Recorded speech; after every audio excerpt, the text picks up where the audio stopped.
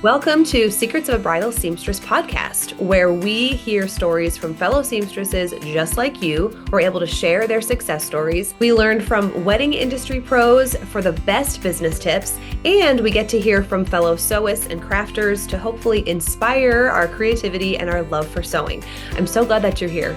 And if you're a bridal seamstress, I'd also like to invite you to check out our Bridal Seamstress business membership. We have a community of women that can testify to the power of genuine connection, friendship, vulnerability, the power of our six-figure seamstress method, and a genuine connection found in a business mentorship like this. All right, let's dive into the episode. All right, welcome back to Secrets of a Bridal Seamstress podcast. I am here with Sara Dunn. She is a wedding SEO specialist who helps wedding professionals get found online through SEO. And I feel like just that topic in itself is such a mystery to so many of us, but we're going to dig into that later. She has educated audiences through WeddingPro, WeddingMBA, WIPA, HoneyBook, and more. And she's known for making SEO feel actually approachable and actionable for creatives. So this is totally what we need, Sara. I'm glad that you're here because we sew, but some other tasks like, using the internet, it's a challenge for us. So I'm excited for your wisdom today. Well, I am so excited to get the invitation to be here and share with you a little bit more.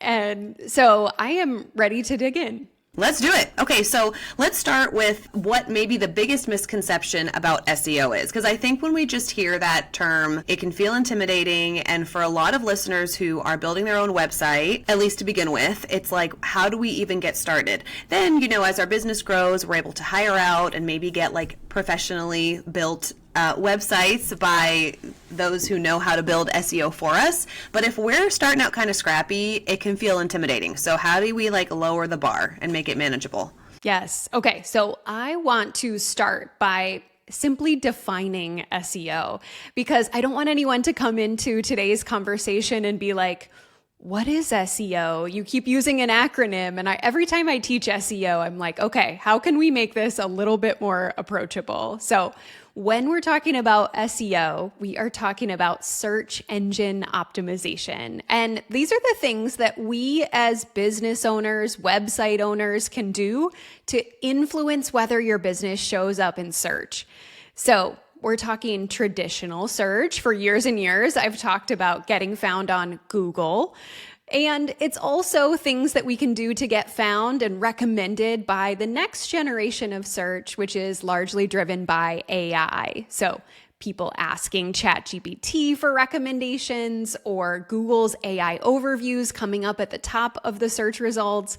We want to make sure that you're showing up there too. And so today's SEO really incorporates all of those things.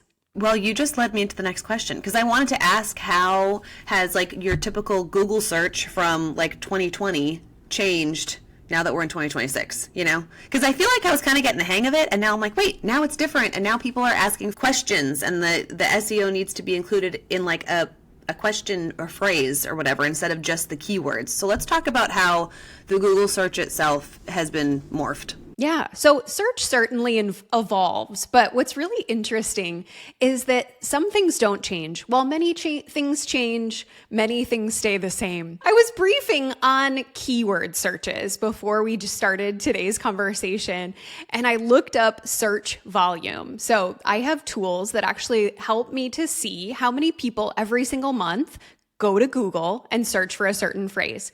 And there are still 8,000 searches a month in the US for wedding dress alterations. 8,000. So people are still searching that kind of traditional keyword, which is just about a service. And then they're counting on Google to show them local results. So if you ever do that search yourself, wedding dress alterations, Google knows that that person is looking for a local provider, and it's going to bring up people and websites and businesses that do wedding dress alterations. So should we be doing anything different on our end, say from a few years ago when we were building our website and we knew to include, wedding alterations or bridal alterations near me? How do we know when to change those words or when to update them? Yeah. So the good news is people are still using the same words, the same phrases. They may be going to their tool and maybe they're being a little more descriptive. Maybe they say something with a little more detail, like, I have this type of wedding dress and need this type of alterations. So maybe they're being a little more descriptive, but so all we're recommending with wedding SEO is to go a little bit deeper. So the text on your website, I really want it to be descriptive, not just that kind of marketing copy that's like, we make dreams come true, or your vision, we make it a reality, things like that. We really want to describe what you offer in the words that people might search for it. And thankfully, the average person searching in the wedding industry, they don't really have a lot of in-depth technical knowledge about your topic. So they're not going to search crazy detailed things. They're just like, wedding dress alteration near me, wedding dress alterations NYC, or their location. They don't know to search anything with more detail. So thankfully, in a lot of wedding searches, things haven't changed all that much. Okay, that is very encouraging, actually. And it's good to put yourselves in the shoes of someone who is a first-time bride, doesn't really know what to look for. They're not thinking about like you mentioned, the sewing techniques or even what's available, like what services are available. They're just trying to get the dress ready to be worn down the aisle. So think like a newbie bride, and that really simplifies things, actually. Can we go a little bit into AI? I know you and I had talked about this a little bit before we hit record, and this is kind of like a hot topic of how now, they're searching in ChatGPT, or now it's like when you put in a question in Google, like Google gives me this AI answer instead of just the list of businesses. So how does that affect what we should be putting on our website? So yes, the search results are changing in the way that they're often presented. So if it's a search with a simple answer, a lot of times Google is bringing an AI overview to the top. So if someone's asking especially something educational or informational, Google's going to try to answer that person's question at the top of the search results. So we are seeing fewer click-throughs for education type articles. For example, I have wedding planner clients that had previously gotten tons of clicks to an article about when to send your wedding invitations, for example. And that kind of question can now be answered with kind of like a summarized AI answer at the top. So we're seeing that kind of educational question losing clicks because people don't have to read a long article to get the answer anymore. They're just getting it right in the search results. The good news for service providers is Google really isn't using AI overviews as much when people are looking for a service, because Google's like, oh, this searcher, they're looking for a person. They're not looking for like a quick answer. So for the most part, we still see map results at the top that usually show 3 businesses. And to get in there, you need a Google business profile. And then below that, we're still seeing blue links with links to websites where you can go and find out more about individual service providers.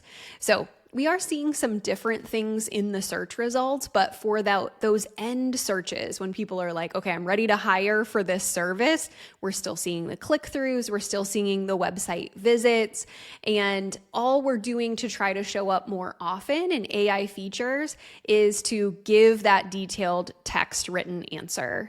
There was a time where seamstresses were really dependent on wedding stores. So, wedding stores would refer their top seamstresses or sometimes like employ them, or they'd be contracted workers. And now there's just this desire for like autonomy and independence. And even if you do have a great relationship with your feeder stores, like I have 3 that I love and we work great together, and those 3 stores pretty much like fill me up. But you still want to have that independence because you just never know. What if one of the stores closes down unexpectedly? Or so when we depend on a referral or like a small business that's just feeding us clients, we can get away with not really knowing what we're doing. You know what I mean? And now it's like, okay, well, if we want to be independent and really just be secure in our own brand and driving our own traffic, this is what we have to take ownership of. Which brings me to the next topic that we are very excited to talk about, blogging, because blogging helps all of this. It helps give you more words, gives you more things to talk about. Blogging will help us really take like the huge scope of bridal alterations and then, tailor them down to like little niched topics. So give us your I guess, pitch for blogging for people who are like, oh, I could never do that. I do not have time for this. Okay. So the first thing that I want wedding pros to know is don't go to Google and ask how much should I blog for SEO, because you're going to get scary answers that are not wedding industry specific. You go look that up and that AI overview is going to be like, you have to blog every week for SEO. And that is not true in the wedding industry. It's not true in the alteration space because your competitors aren't creating content at that level. And what we're trying to do with blogging is to make sure that your website is as informational, as helpful as the other businesses that the search tools might be considering recommending. And so what I want everyone to know about blogging when they're thinking about starting a blog is two things.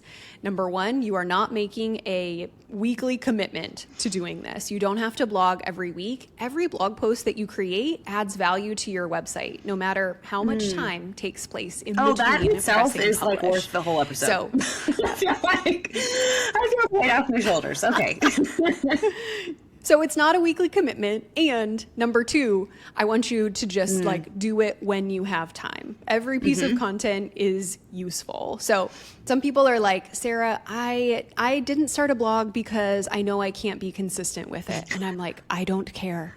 I just want you to have one. And if you put up 2 articles this year and 0 articles for 6 months, it's going to be fine. And so what we're looking for with blogging is to create content that is strategic around topics that engaged couples or brides near you would actually be searching for. So I don't want you to just be kind of going broad with your approach. If you're just going to do a few blog posts, there are a few topics you can use to actually make sure that the people searching for those topics would actually be likely to hire you. So that's really important. Local topics. So I want to talk about 2. There are a ton of searches in alterations around costs. And if you're comfortable discussing costs and giving some information in a blog post, what I want to recommend is creating a blog post that's called The Cost of Wedding Dress Alterations in Your City. So the cost of wedding dress alterations in Austin, or the cost in Maryland, if you want to go statewide, something like that. But this is something that you can actually provide tailored information about your pricing or what is market rates in your area and talk through that in a little more detail. So many searches for costs because people don't know what to expect. And if you can tailor it locally, it's going to be more likely to be shown to people near it totally makes sense. That's fascinating. And I think it's also funny how there's a lot of us who are like, I don't know, I don't want all my prices online. I have like some broad pricing of, what people could expect, but I think it would be really helpful to go into the nitty gritty of like, when you're purchasing a dress, here's what to consider for the cost of alterations. And so if you feel like you don't want to have your full price menu online, that could be another way to approach prices, is like from an educational standpoint, instead of like, here's everything we offer and what we charge. So you know what I mean? So. Yes. No, I do. When I used to do website design, and I wanted to have some cost information on my blog. And so I didn't necessarily put up like, this is a website I designed and what I charged for it. Or if you want this, I'm going to charge you this. It was a range, an exploration of why certain things are more expensive. I got to explain if you want an e-commerce site that actually takes transactions and payments, that costs more because it's extra work. So in any line of work, you can explain pricing in that same way. What are those things that make costs higher? How are some ways that people could maybe make it more affordable? Maybe a few tips if you wanted to do that. You do need to probably have a $sign somewhere in there. So I wouldn't make a cost that totally avoids even talking about a price at all. But if you could give a range, if you can give a range, that starts to help to give Google something to actually show to the searcher, to encourage the search tool to show your business and your advice and get in front of that person. Guys, I think we could do quarterly blog posts. I mean, we could commit to that, like, just seasonal, like, hey, this is, or you can even have it be like, think through the year and, what season are your brides in fall? For us, it's like beautiful wedding season, but also it's because we're getting so many fall weddings now. In the Pacific Northwest, like there was a time when weddings like shut down after like once rainy season started, because it's so wet and gray. But now there are so many more indoor wedding venues popping up and these really cute like family owned like small micro wedding venues. So we're seeing a lot more fall and rainy weather events happening. Anyway, so you can think about like, okay, engagement season is coming up. So here's what to consider for your timeline and when to book your bridal seamstress. Think of what happens in the spring. Alterations are starting. So what can you expect for your first fitting? In the summer, it could be like how to care for your dress or whatever. So you could just think of maybe 4 topics a year to hit. And I think that's very doable. I think we could manage that. And there's one other topic I want to ask you if you love or hate this idea. But one thing that it can be controversial, but also can be great for local traffic is actually creating a blog post about favorite other vendors. So for I love that idea. Seamstress, I love the idea of, the 5 best bridal shops in your area, especially if you've got great relationships already and you want to call them out, because if you can get your article to rank when a bride is still looking for her bridal shop, get in front of her with relevant information, she has the opportunity to follow you, remember your brand. That's something that I love doing. So, a lot of our... That is a great idea. Yeah. Okay. And some people are like, I'm worried about offending people if I don't include everyone. Like, oh, well, I feel like the people that I wouldn't include, they wouldn't even know that I'm posting something. You know what I'm saying? Like, they're not going to care. But I think also on that note, if you're a local business, it's great for you to have a list of recommended vendors anyway. So, when you're working with brides day in, day out, I mean, I'm asking all the questions like, okay, how are things going? Like, what do you, it's like a therapy sessions, like, what are you stressed about? And so I pick up on what vendors are not communicating well or, frequently dump brides, because there's a few of those too. And then on the flip side, I hear rave reviews of some, photographers are like, oh my goodness, this wedding planner or coordinator is so organized. So I take notes, and to have a list for your clients, like that is such a gift. And then that's also just building your little network. Like you tell those vendors, hey girl, I just recommended you to a bride or whatever. And you build that rapport. So the next step would just be to, type it out, put it in writing. I agree. A great way to make sure that your blogs are actually being seen by local people. Use those local topics. Yeah. Okay, I want to bring up a topic that I'm like, oh, do I even want to go here? But I know it's relevant with SEO. Social media.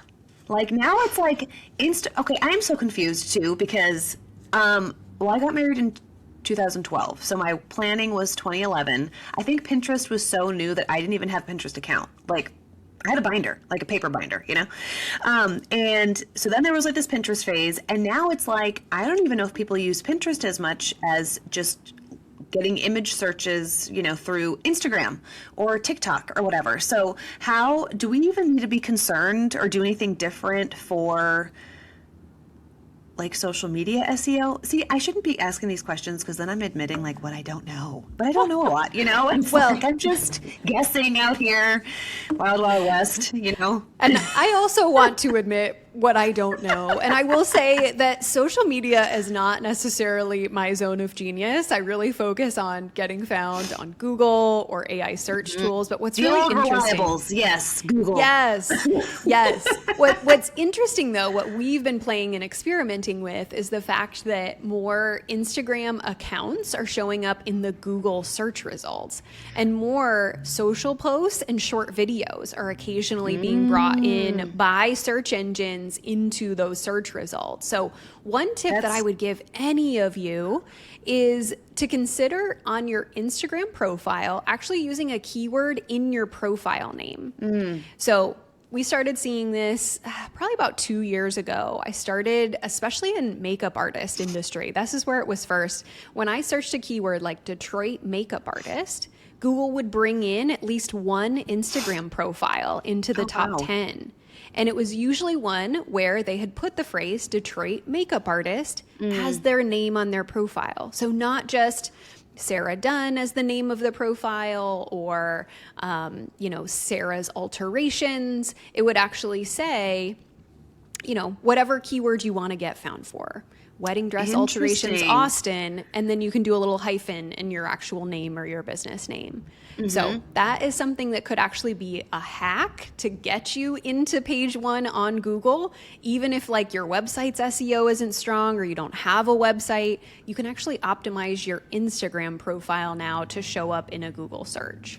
That is very cool. It's like feeding two birds with one seed. You just update your little profile so you're easier to find on social media, and then it's helping you on Google too. Okay, well, I won't lean into social media because I understand you're let's just tackle one topic at a time. How would you encourage someone who's nervous to even, I don't know, commit to the 4 blogs a year? How valuable is that investment to hire someone else to blog for you, I guess? Yeah, so I would definitely talk to that person. If you are considering hiring someone to write blogs for you, I would definitely have a deep conversation with them about their strategy in doing that. Because there are some people that are like, yes, I'll write blogs and they may sound really nice and they might be great marketing pieces that you could share with potential clients. But if they don't have a search-informed strategy behind the topics, they're not going to do much to actually bring new traffic to you. So I see this a lot with real wedding blogs in the wedding industry. People say, oh, I hired someone to blog for me every month and they're blogging one of my weddings. And I look at that blog post and it's just the story of Cody and Taylor's wedding day and where they got where they got married, how they got engaged, what their favorite colors are. And I'm like, this is so nice. I'm sure if people are on your website already and really like to read Cody and Taylor, they're going to love that. Yes. Their friends are going to love it. Yeah, but if there's no keywords involved in this and no keyword research behind it, then it's just something cool to have on your site. It's not actually going to bring in traffic for you. Yes. I think you need to be careful about the idea of every blog helps my SEO. I really want you to be thinking about the keywords and the topics that would actually bring in people near you. And if that person that you're considering hiring seems to have that strategy behind the topics they're going to write for you, I think you should feel really good about it, especially if you're like, I'm just never going to do this. I have no interest. I would rather do anything with my life than this. And there are some listeners who are definitely there.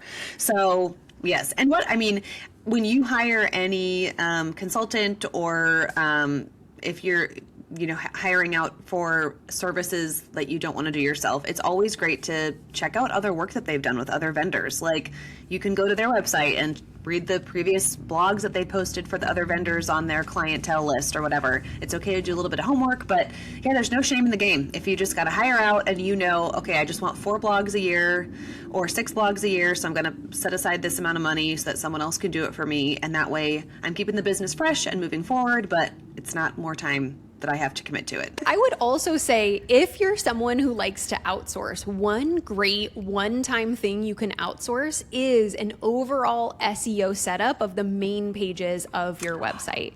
And I'm not here saying this just because we offer it. I'm saying it because it's really effective in the wedding industry to have someone professional actually go through the main pages of your site and make sure you've used keywords so that you're actually informing the search engines about what your core services are. And it really can be a one-time setup there. Okay, we're going to put the right keywords in the right places and submit everything to Google so that Google is aware of your business and understands your main services. So I would actually start there in the outsourcing process and then consider hiring out your blogging as a second step. That's a great idea, because what's the point of having a blog if your basics aren't even serving you well? So get the basics covered. Yes. And have your foundation, and then, you can play around with blogging later. Okay. Absolutely. Kind of combining everything, in 2026 with social media and blogging as an option and building SEO. And there are a lot of marketing tools or strategies that can feel super overwhelming. And are you noticing a pattern with wedding pros this year that are feeling stuck in their marketing, whether it has to do with topics we've already covered or something else? Like, where are they hitting that wall? I think the wall is coming because the constant need for new content is so oppressive on all the social media platforms. It's like, what are you posting today? What new thing do you have to entertain our users today? Would you like to put together another video? We would like you to put together another video, please. And I mean, this is one of the reasons I love SEO, because it's so much calmer, like we already talked about. An SEO setup on the main pages of your website can be a one-time setup, and then Google starts to understand your business over time. Blogging can be 4 times a year, just like you talked about already. Yeah. So I like to call SEO the calmer marketing strategy, because it's not asking something from you every day. Yeah. It's not like begging you to follow the latest trend. It's just like, put great, helpful content out there, be really detailed, provide great information. And if yours is the best information online on that topic, search engines are just going to continue to send people to it.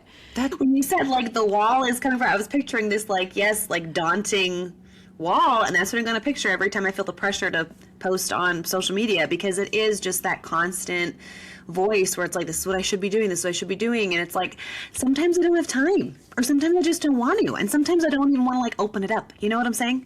And there are times when I feel like, I want to be on camera, or like I'm ready to film some stuff, and other times it's like, I don't even want to scroll, like, please, So I think this episode will be so freeing for people. Like, okay, you can choose something that's going to last long term in your business. This is such a great investment of thoughtful effort, but it's going to last so much longer than, a reel that goes viral or something. Like, I don't know what else we could be chasing, but this has substantial results and long-term results.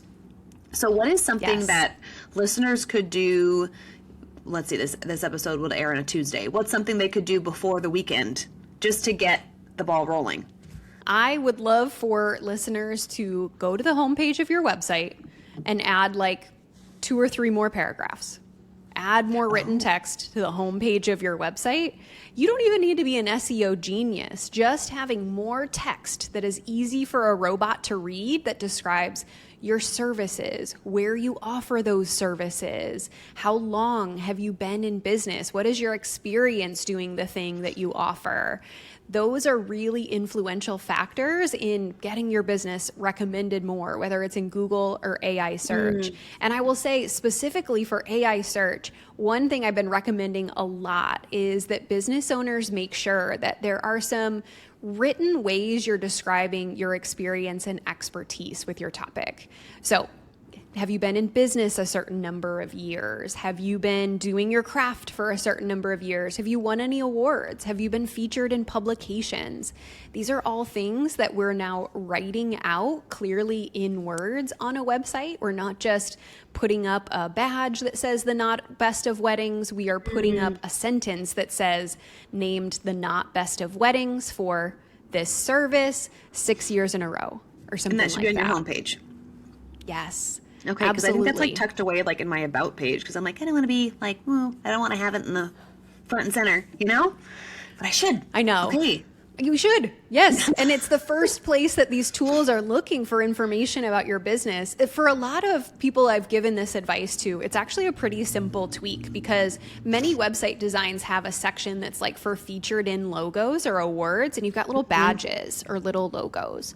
And all we've been doing is adding a couple sentences right above those that actually explain what those logos are. So my work has been featured in Martha Stewart weddings. I've won this award in my area. Spell it out in actual text so that you're not asking these search tools to try to understand what this picture of a badge that says best of is actually about. That is so cool and like very fascinating, and like you said, very easy to do. We could do that before the weekend. It is it kind of blows my mind how many women will, they'll join a membership or they'll book a coaching call and they just want some basic help. And I go to their website and I'm like, where the heck are you located? Like, there's no address. There's nothing that says where in the country or in the world they are. And then I go to their Instagram, same thing. They serve worldwide, apparently. Like, there's just no location. And so if you're a client, I think we just assume that people know who we are and where we are and what we do. And so I think the moral of this whole episode is to spell all the things out so that Google knows, brand new brides know, somebody who doesn't know how to work the internet can easily read these things. And I, at least speaking for myself only, like, I tend to overthink things. I'm like, oh, well, people already know that, or people don't really care about that, or like, I don't know, I feel like I've already said this. And I overcomplicate it when this, like you said, it can be so much more simple and stress-free and work for the long haul for you. Yes. I think the other thing I would recommend, if someone is looking for like that actionable thing, like I want to go fix something today without needing to learn a whole new discipline. The other thing I want to remind people about is Google Business Profile. So this is the free listing that many of us have from Google, and many people set this up years ago and have not looked at it since. So, I look at photographers' Google business profiles every week where they haven't uploaded a new photo in 6 years. And I'm like, your work has changed a lot since the last time you uploaded a photo. It's probably time to get over there and make sure that this represents your best work. So I would recommend that to anyone listening. If you set up a Google business listing a long time ago and you haven't looked at it, I would go to business.google.com today, get into that listing, really look at your photos section.